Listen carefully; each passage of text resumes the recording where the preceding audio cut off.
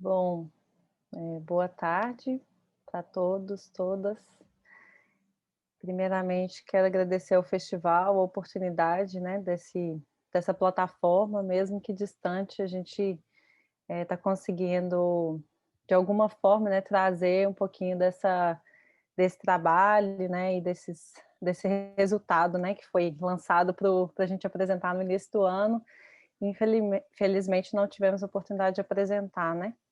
Inicialmente eu ia apresentar um outro trabalho, mas como estou aqui com um friozinho na barriga, essa semana estou lançando o meu primeiro livro, e está sendo um desafio muito grande para mim.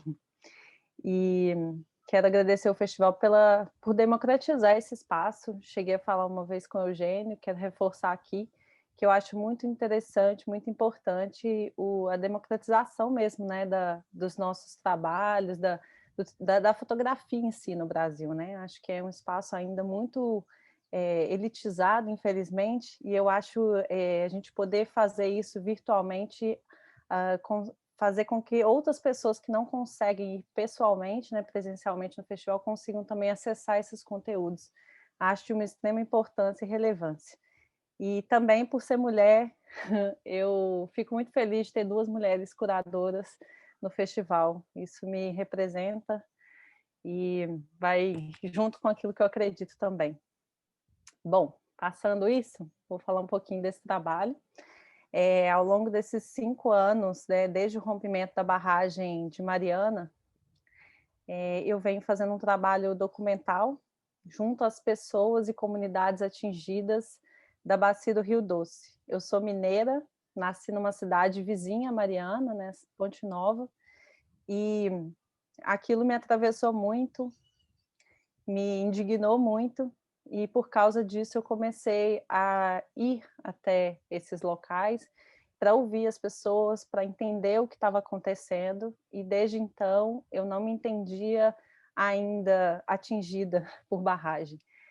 Até que ouvindo, compartilhando, estando nesses espaços com essas pessoas que estavam vivendo, né, sofrendo as consequências desse crime socioambiental, que é o maior do Brasil, e o maior do mundo envolvendo mineradoras, eu me toquei assim para isso e falei: como que eu sou mineira, eu sou vizinha disso tudo e eu não entendia nada sobre mineração até então, né? Então, desde então, eu comecei a pesquisar, comecei a ir atrás do assunto, comecei a investigar, para além da imagem, né? Porque acho que a imagem ela acho que ela é a última, né, coisa que para mim acontece, assim, né? Antes de tudo isso acontecer, todas essas imagens virem à tona, acho que muita coisa mexe comigo antes, assim. E aí eu comecei a documentar na primeira semana, né, do rompimento, eu estive em Mariana 15 dias, eu fui para ficar 2 dias e fiquei 2 semanas, e desde então venho fazendo esse trabalho, né. É uma extensão muito longa, né, são 660 quilômetros que o rejeito desceu até chegar ao Espírito Santo, e são 45 cidades, então não é fácil documentar um crime desse tamanho. Eu não acredito que esse trabalho seja uma representação completa, porque nunca vai ser completo, né? A dor e o sofrimento, a tristeza é muito maior do que o que as imagens conseguem dizer. Mas eu tenho tentado fazer não só da fotografia, mas eu passei a escrever também, né, textos, passei a escrever poesia. Acho que toda vez que eu sentia muita necessidade de trazer isso, assim, como uma questão não só minha, né, mas de todas as comunidades que eu estive, eu consegui trazer isso através de alguma ferramenta de comunicação, né. Às vezes é vídeo, às vezes é foto, às vezes é texto, mas estou sempre ali tentando, de alguma forma, digerir isso e trazer também a partir do meu trabalho. É um processo que está sendo compartilhado junto com as pessoas atingidas, todas elas que estão no livro. Aqui é só uma parte, né? Eu não trouxe todo o trabalho porque é surpresa, né? Eu tô dando um spoiler aqui já do livro, mas ele vai ser lançado no dia 30, próxima segunda-feira. E eu queria trazer para vocês um pouquinho, assim, dessa história, um pouquinho dessa realidade, assim, que é muito dura, que infelizmente, né, mesmo passados 5 anos, a reparação não chegou para essas pessoas, mas eu tentei trazer a partir das imagens, um pouco dessa revolta, um pouco dessa angústia, e algumas histórias que estão sendo contadas no livro, né, eu tenho um final, né, tem uma parte com legendas também, contextualizando em que momento que elas tinham sido feitas e quem estava presente. E essa página aqui, eu mantive na apresentação porque eu queria trazer um pouquinho disso também. Eu recebi 2 cartas de 2 mulheres atingidas. Essa é a Simone Silva, é uma das mulheres atingidas pela barragem, e ela, desde o rompimento, perdeu já 3 familiares por causa da depressão. E ela está enfrentando uma situação, né, com a filha de 5 anos, né, na época ela era recém-nascida, que está apresentando alguns problemas de saúde devido ao contato com o rejeito, né? Depois de passado o tempo, esse rejeito que era líquido foi ficando sólido, né? E hoje ele virou um pó. E essas pessoas inalam esse pó, né? Então, conseguir trazer isso a partir da imagem é um desafio muito grande, de mostrar o que de fato está acontecendo. Acho que nem se eu tivesse uma enciclopédia para contar tudo, assim, né, desde o rompimento, eu não conseguiria, até porque eu não consegui estar em todos os territórios, mas os que eu estive, eu tenho tentado acompanhar um pouco mais de perto. No livro, tenta trazer também esse passar do tempo, né, que a princípio tinha uma cor e com o tempo, né, ele vai ganhando outra tonalidade. Também tentei trazer no tratamento das imagens essa coisa que os atingidos dizem muito, né, que com o passar do tempo a situação só piorou. A vida deles ficou para trás, assim, ficou lá naquele dia 5 de novembro. E essas pessoas dizem que, quando eu, né, pergunto assim, né, quem é você hoje, ela fala assim, eu não sei mais, o que eu sou e o que eu era, né, ficou antes desse rompimento. E então eu quis cravar esse título também, 1530, porque é o horário exato onde a mineradora Samarco, né, que é também da mineradora, pertence à mineradora Vale e à BHP Billiton, o momento que eles anunciaram dentro da mineradora a possibilidade do rompimento, né? E alguns minutos depois houve de fato a ruptura e chegou a atingir 660 quilômetros da bacia do Rio Doce até chegar ao Espírito Santo. Então, aqui também tem um trecho de imagens que são de Minas Gerais e outras que foram feitas no Espírito Santo. Só no ano passado eu consegui, de fato, ir ao Espírito Santo para conhecer. E essas 2 imagens anteriores, né, esses 2 retratos, são de pescadores e catadores de caranguejo da foz do Rio Doce. Eles são de São Mateus. Então, assim, é um desafio muito grande conseguir reunir. Eu tinha aproximadamente 8.300 imagens do trabalho inteiro e conseguir reduzir isso a um livro assim, né, com poucas páginas, com poucas imagens, é algo que é desafiador, né? Eu quero contar a história de todas as pessoas que eu conheci, de todos os lugares onde eu estive, né?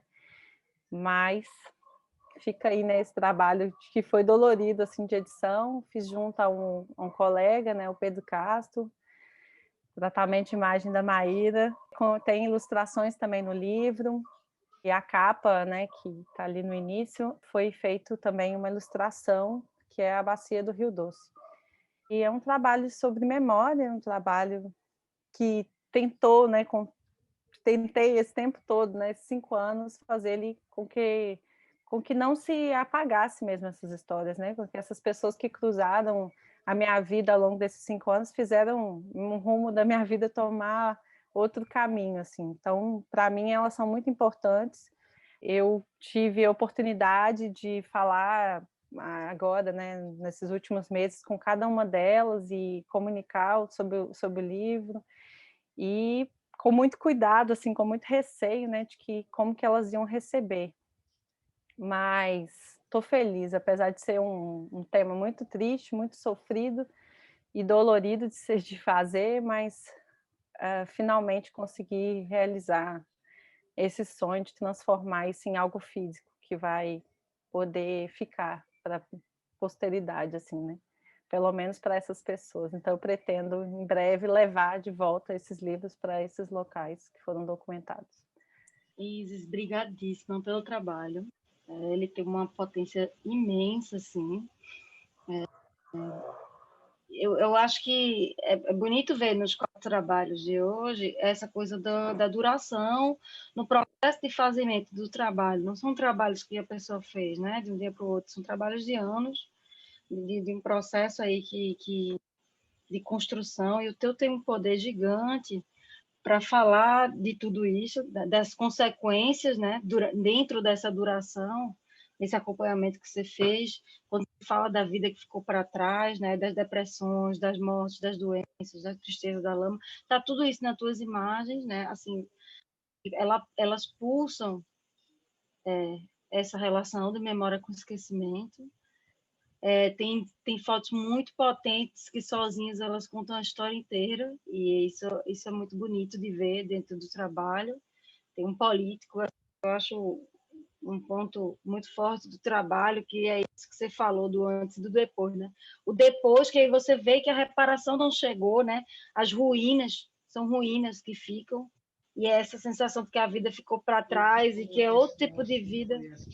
E tem uma foto de um dicionário que você tira na escola também, que eu ampliei essa imagem, porque eu quis ler o que tinha naqueles dicionários, não precisou nem ampliar muito, letra S, e tinha secura, tinha seguir e tinha seguro. Era essa página do dicionário, e isso me afetou muito, assim, de ver dentro daquele caos que é a escola, esse dicionário aberto e lameado nessa página, junto com um díptico de um globo da Terra quebrado, né? Porque a significação desse fenômeno todo, esse planeta do que a gente anda vivendo, né? E que essa tragédia conta muito bem, que a gente não sabe onde é que está indo, né?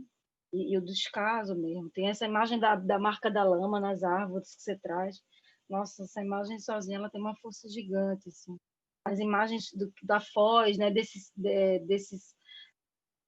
2 retratos que você traz das pessoas com o porta-retrato quebrado e vazio de lado, né? Essas pessoas que não se encaixar, também muito forte. Então, o trabalho ele tem uma dimensão humana gigante, tem uma dimensão espacial gigante, do rio também ali como um personagem que vai morrendo, né? Que está em ruína.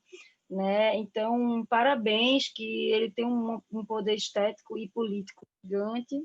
E aí quero deixar só uma perguntinha que é um gosto final, que é a questão do livro, né? Você fez um livro, você ilustrações e tal. Você pensa em transformar esse trabalho numa exposição também? E como seria essa exposição? Se você tem uma ideia de uma expositiva para esse trabalho? Oi, Isis.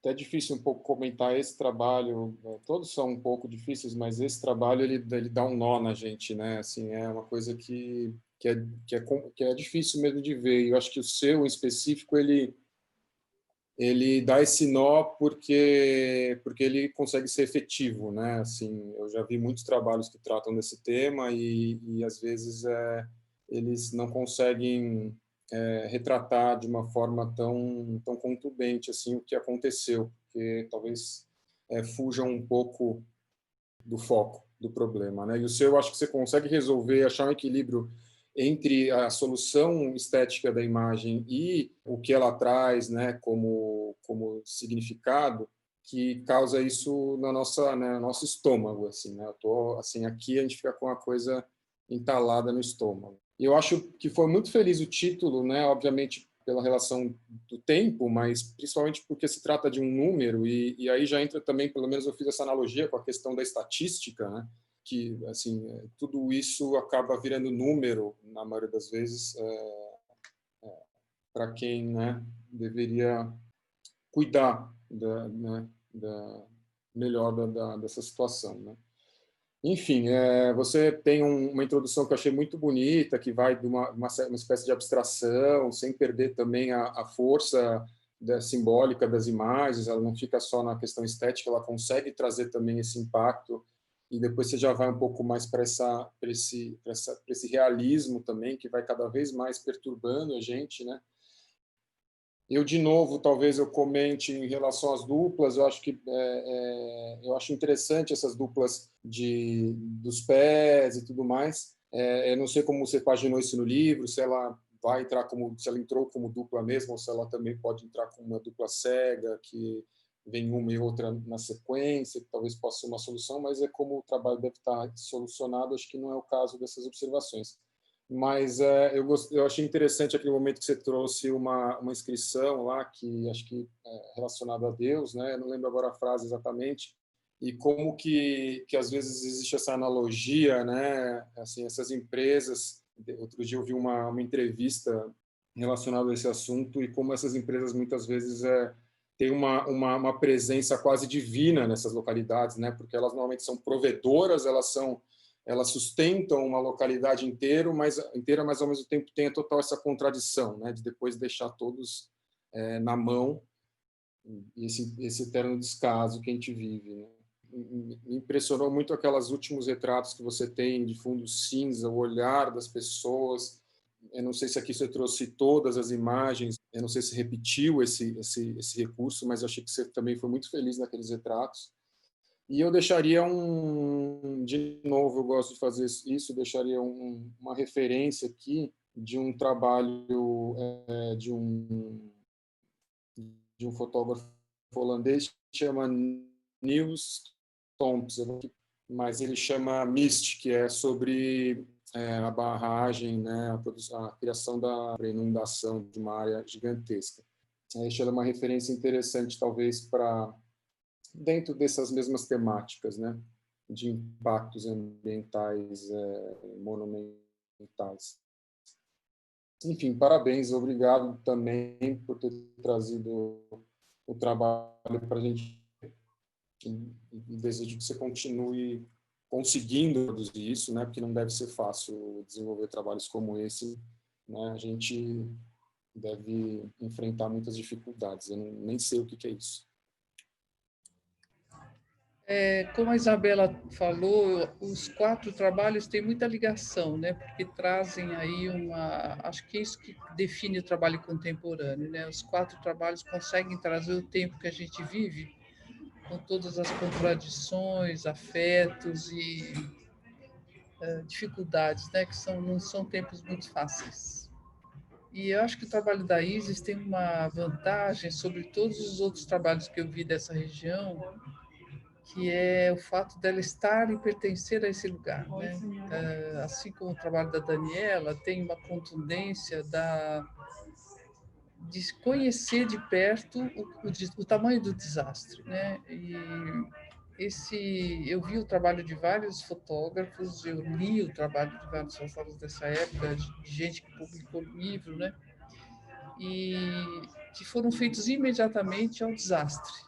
E não tinha o tempo suficiente para avaliar o quanto ele era grave, né? E você tem não só essa coisa que te incomodou e que você foi atrás, como você tem a intimidade de reconhecer as pessoas que moram lá e o que aconteceu com elas. As fotos de detalhe dos pés das pessoas é incrível, assim. Aquele pezinho acanhado tendo que caber dentro do outro e o outro pé descalço. Aquele porta-retrato vazio e as 2 pessoas do lado. Eu até acho, desculpa falar isso, mas o livro já está pronto. Eu abriria a mão das fotos mais abertas, onde você tem a escavadeira, a paisagem mais de longe, aquela beira de rio ali que tem a saída da água, né? Porque a potência das suas imagens estão nessa intimidade com o lugar e a dor que você conhece por ser do lugar, né? Eu acho que tem aí uma coisa muito forte que é a identificação, a sua identidade faz parte desse trabalho. Mas eu acho que também, por estar do lado, você tem a chance de fazer uma coisa que o Beto está fazendo lá no Juazeiro, que é voltar, acompanhar no tempo o que vai acontecendo com a paisagem, como você fez naquele mosaico que você foi mostrando como um inventário, né, de cada lugar, da deterioração, de que nada está sendo feito, né, que essas pessoas realmente perderam o horizonte, né, elas perderam um futuro que ficou marcado nesse passado. Então, eu acho que como você tem essa força, né, para poder conviver com essa situação tão terrível, eu recomendaria também um trabalho que é do Eugene Smith, que é quando ele fez Minamata, que ele se envolveu tanto com a população que acabou virando um movimento, né? Ou os Yanomami, né, que a Cláudia Andujar acompanhou quase o extermínio deles, e ao longo do tempo ela fez não só um trabalho fotográfico, mas uma causa, né? Ela transformou o trabalho dos Yanomami numa causa, no projeto para a sobrevivência e demarcação do território deles. Parabéns, eu acho que isso precisa de muita força. A Karen também tem aquele trabalho tão forte, né, da situação de São Paulo, ela tem uma carinha assim de uma pessoa tão frágil, a Isis também, né? Ela é uma menina e aí com um trabalho forte pela frente, então isso é bom, né? Porque você é jovem e vai poder acompanhar por bastante tempo o que pode ser uma causa a ser defendida com as suas imagens. Tem muitos trabalhos que aconteceram assim, a SOS Mata Atlântica, por exemplo, nasceu do trabalho de um jovem fotógrafo, que hoje é ambientalista, né? Então, e não deixou de ser fotógrafo. Eu acho que a fotografia tem essa força como ferramenta e eu desejo vida longa ao seu trabalho e essa causa que você está trazendo na contundência dessas imagens, principalmente dos detalhes das pessoas que você conhece, tem essa intimidade que muita gente que não é daí não conseguiu. Parabéns. Obrigada, Roseli. Para a gente é uma grande honra poder apresentar um trabalho desse, tantos trabalhos incríveis, né? A Isis realmente é uma potência da nova geração e fico muito feliz de poder fazer parte disso junto com você. Eu queria falar alguns comentários que tem aqui no chat.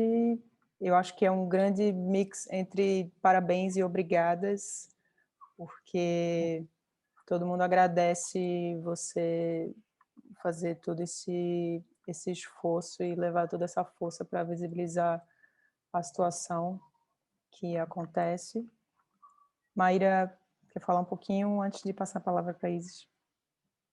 Eu queria fazer, na verdade, uma pergunta. Bom, primeiro, parabenizo pelo trabalho super forte e necessário, né? Fazer esse registro e trazer e mostrar como a gente continua com tragédias e não avança e não corrige, né? Mas, enfim, tudo que já foi dito. Mas a minha pergunta era um pouquinho sobre a edição do livro. Claro que eu sei que o que você apresentou aqui foi um recorte, mas eu achei muito...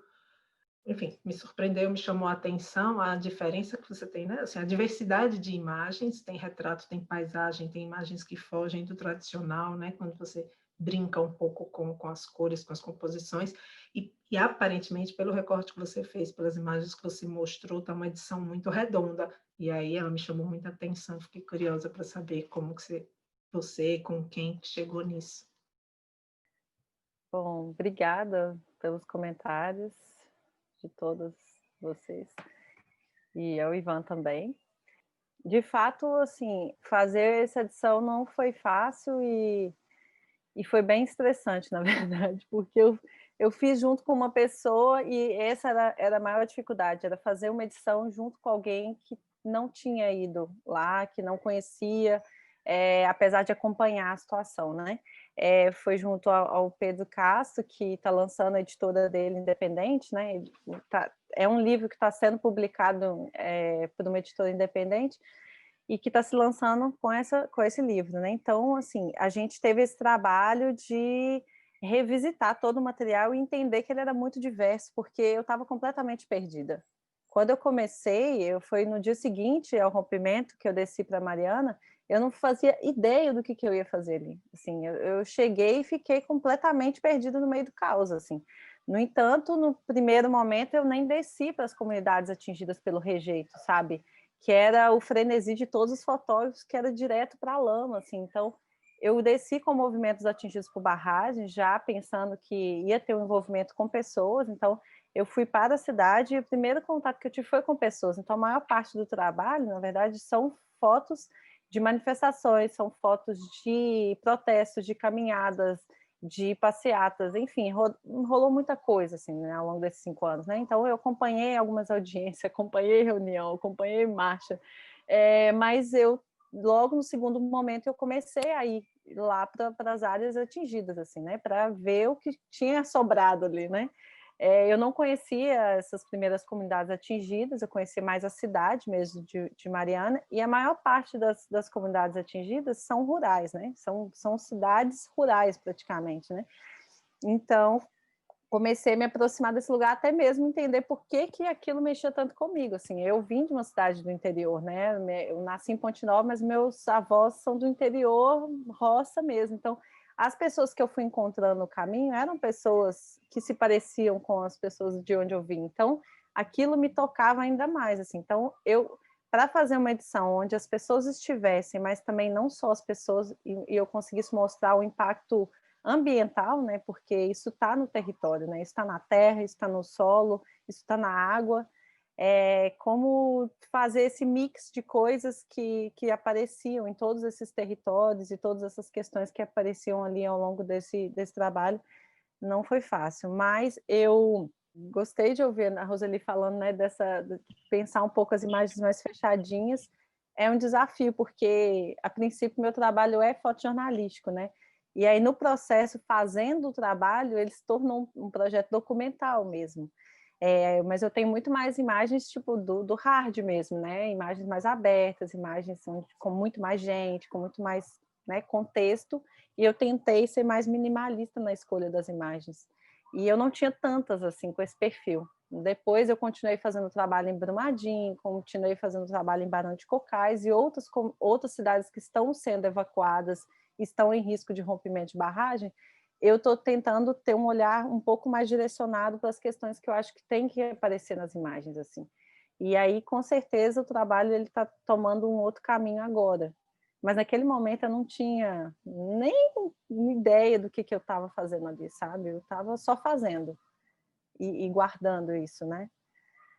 Com relação às cores também, que era algo que eu queria trazer, que é um desafio muito grande trabalhar com cor, porque são cores que se repetem muito no projeto, né, no processo, que é a cor do rejeito no início, ele tem uma cor, depois com o tempo ele vai secando e vai tomando outra cor, e agora que ele virou pó, já também é mais uma ferrugem, assim, né? Então, trabalhei muito com 3 cores, que é a cor do rejeito.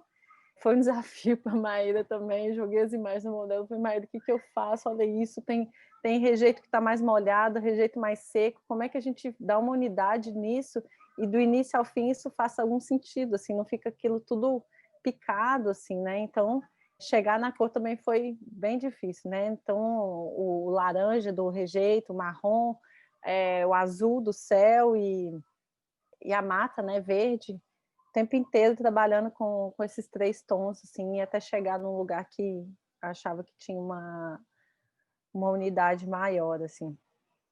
Também foi desafiador. Mas eu não acho que é um trabalho acabado, sabe? Eu acho que eu ainda vou rever esse material muitas vezes, porque acredito que essa história da mineração, acho que é algo que, de fato, virou uma causa, assim, sabe? Virou meio que um trabalho principal que eu venho fazendo desde então. Então, eu acho que ainda vou retomar essas imagens, ainda vou tentar fazer outros trabalhos mais adiante, que reflitam um pouco mais os outros territórios também, em Minas Gerais. Acho que vale a pena, porque é um problema antigo, inclusive, né? Uhum. Mas acho que vale a pena mesmo.